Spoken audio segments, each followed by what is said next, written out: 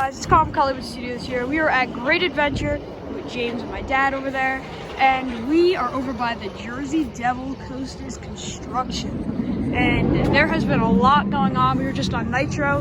We saw all kinds of construction going all the way back to Congo Rapids. So we're gonna take a quick look over the fence.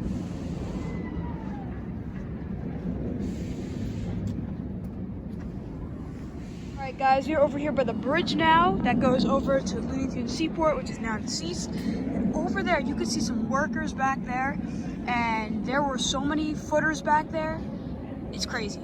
So we're gonna go further up on the bridge and see what else there is. And here we are. Look at all those holes. Wow.